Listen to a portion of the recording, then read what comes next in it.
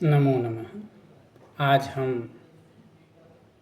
आपके समक्ष ईशावास्योपनिषद के प्रथम मंत्र की व्याख्या करने के लिए उपस्थित हैं। यह ईशावास्योपनिषद शुक्ल यजुर्वेद के 40वें अध्याय में प्राप्त काण्व शाखा एवं माध्यन्दिन शाखा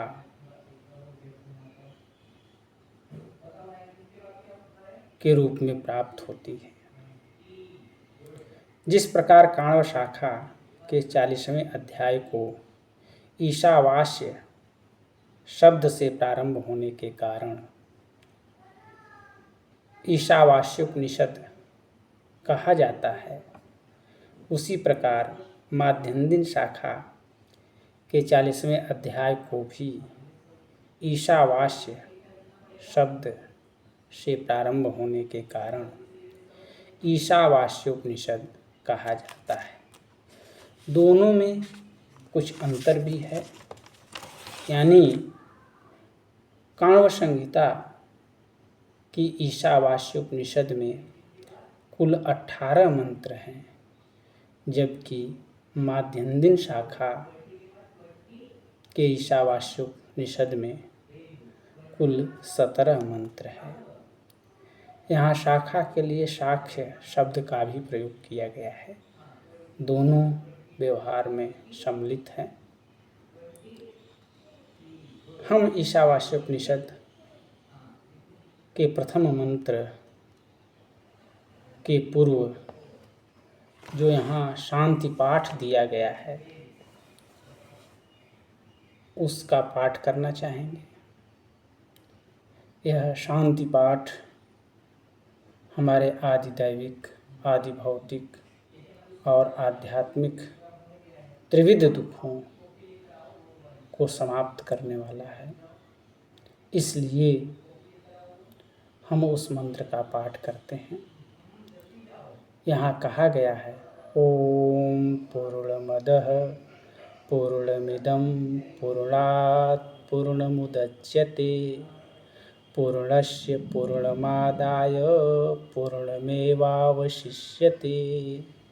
ओम शांति शांति शांति। वह परमात्मा ब्रह्म सब प्रकार से सदा परिपूर्ण है। इदं पूर्णम अस्ति, यह जगत संसार भी पूर्ण है। पूर्णात् पूर्णम उच्यते, पूर्ण से पूर्ण ही उत्पन्न होता है। पूर्णस्य पूर्णम आदाय पूर्णम एव अवशिष्यते, पूर्ण के पूर्ण को निकाल देने पर पूर्ण ही शेष बचता है।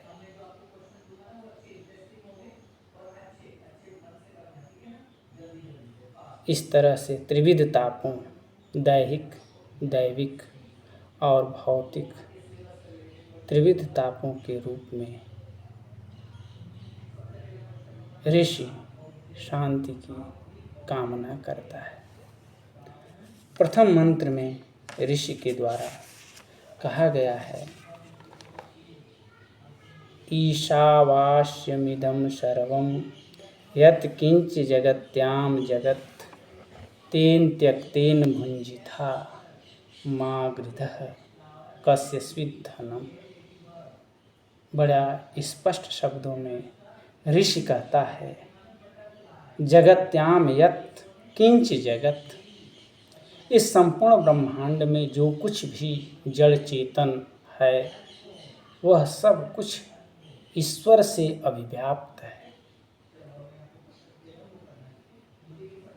अतः तेन त्यक्तेन भुंजिथा, अतः उसके साथ, उस ईश्वर के साथ रहते हुए त्याग पूर्वक उसका उपभोग, भोग करना चाहिए। इसमें आसक्ति नहीं होनी चाहिए, क्योंकि माँ गृधः कस्यचित् स्वित धनम, क्योंकि धन भोग्य पदार्थ किसका है, अर्थात किसी का भी धन नहीं है, अथवा किसी के धन संपत्ति का लोभ नहीं करना चाहिए।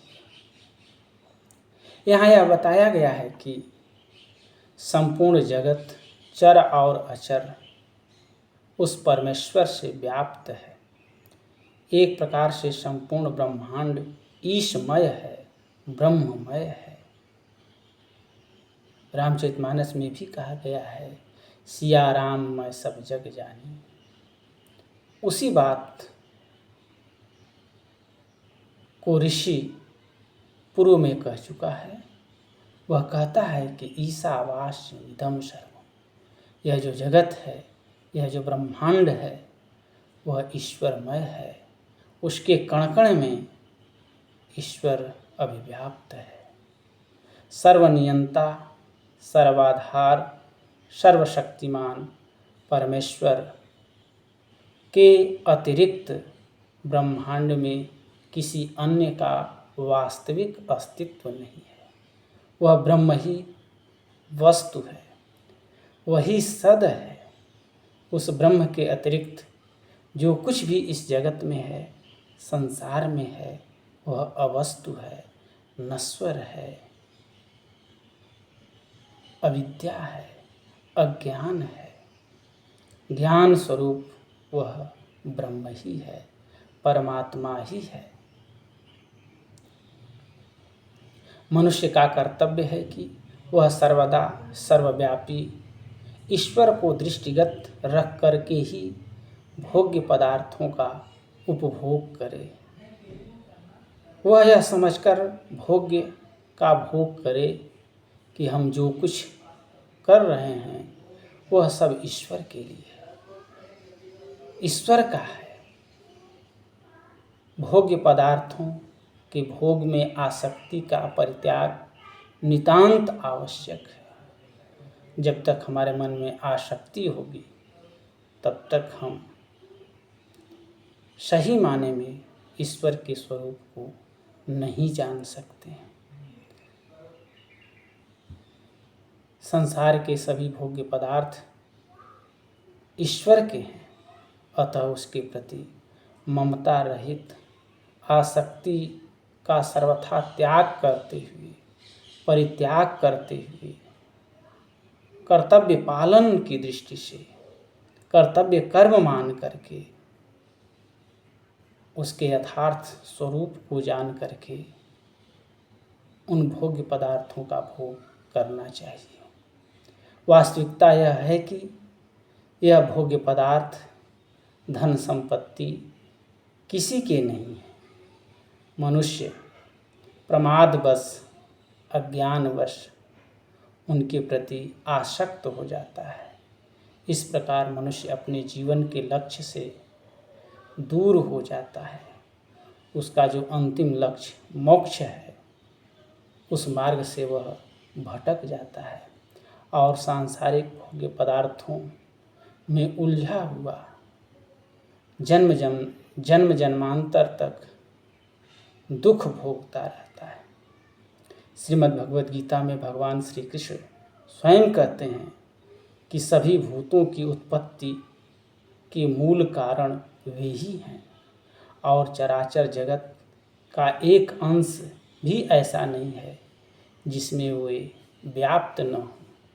वहाँ कहा गया है, सच्चापि सर्वभूतानां बीजं तदहमर्जुन न तदस्ति विना यतस्मान् मया भूतं चराचरम्।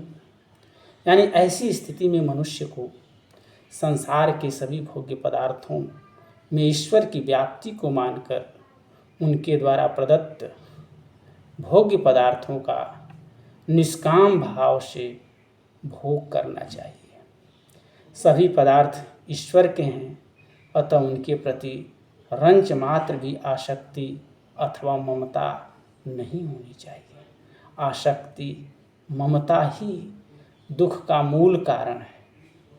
किसी के धन के प्रति लोभ भी नहीं होना चाहिए, क्योंकि उससे मनुष्य अपने गंतव्य, अपने लक्ष्य तक नहीं पहुंच पाता है। यह जो जीवन है, यह जीवन त्यागमय जीवन है। यह जगत ईश्वरमय है, ब्रह्ममय है।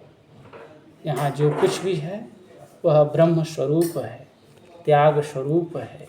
इसलिए ईश्वर का त्याग भाव से स्मरण करते हुए इस सांसारिक वस्तुओं का उपभोग करना चाहिए। धन के प्रति आसक्ति नहीं रखनी चाहिए। यही इस मंत्र का अभिप्राय है। धन्यवाद।